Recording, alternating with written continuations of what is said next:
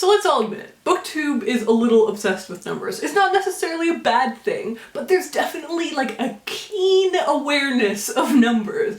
Whether it's the page count, how many books you read this month, how many books you read this year, how many fiction books you read this year, how many supernatural paranormal books you read this year, there's always this understanding, this tracking of numbers. I cannot be the only one who clicks on a wrap-up and sees that someone holds up 7 books and says, I only managed to read 7 books this month, and I look over at my 1.5 finished book from this month, and I'm like, just questioning my validity as a reader suddenly. Recently I've been thinking about this a lot because I've gotten into zines. These are just a few of my current zine purchases. Aren't they beautiful?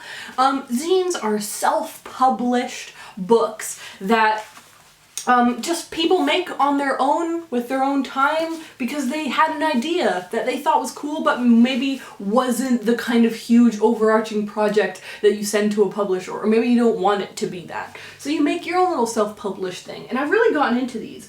I'll just put these over here as my talking point. Should I prop one up? Let's make it fancy. There we go. Nice. I recently went out and bought a bunch of zines. It was such a great day. I came home, I read one of the zines, and I had a mini crisis. Not a huge crisis, but a mini one. I realized that zines are not trackable reading. And I realized that I even knew the idea, the concept of trackable reading. And I realized, it was a day of realization, I tell you. I realized that I'm scared that a lot of people maybe wouldn't read stuff like a zine because it isn't trackable. It kind of feels like the whole concept of pics or it didn't happen. It's like Goodreads review or it didn't happen. You didn't read it if you weren't able to track it on Goodreads. If you're not able to hold it up and say, I read 43 books this year. If the zine doesn't count to that, why even bother to read it? And I see a lot of people struggle with this and mention this, that they find this with big books. They notice that they don't read as many big books because it takes a long time to read a big book. So in the time you read a 600-page book, you could have read 3 200-page books. So that numbers thing is definitely affecting the way we read. And I think it saddens me a little bit, brings a tiny tear to the eye to think that maybe some people would turn away from reading things like zines that you can't track because they won't add up. Ugh.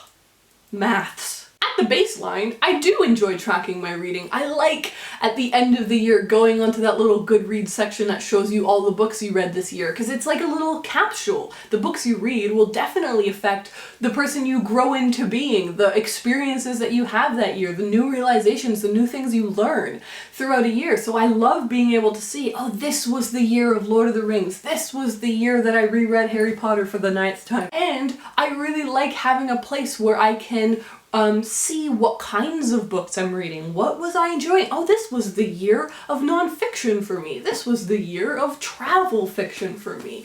And, this was the year where I only read 2 books. Why was that? Oh, because I was moving house and it was a huge thing. Or this was the year where I read 100 books because blah, blah, blah. So I definitely see the merit in tracking that reading. I enjoy it as well. I'm not being like, I am pariah. I am better. I do not track my reading. Of course I do. I have a Goodreads page. I love Goodreads. And there are obviously other ways to track. It's not just Goodreads. Goodreads got a monopoly on this business, I tell you. But I do want to say that I think reading is not about tracking. Tracking can be an extra fun thing, but at least for me, and I guess really I can only speak for myself, for me, it's not about the numbers. Reading is about sharing ideas, it's about learning, it's about expanding your mind, it's about escaping, it's about having fun, it's about a myriad of things. But I don't think that it's about tracking. I don't think it's about an end goal. There is no end goal. What is the end goal in reading? There ain't one, in my opinion. And so I want to, I guess, encourage people to pick up things that you can't track, to read zines, to read articles, and to not see that as wasted time. This is a very personal experience, how you track your reading, your relationship with reading, so let me know what you're thinking down below. Agree? Disagree?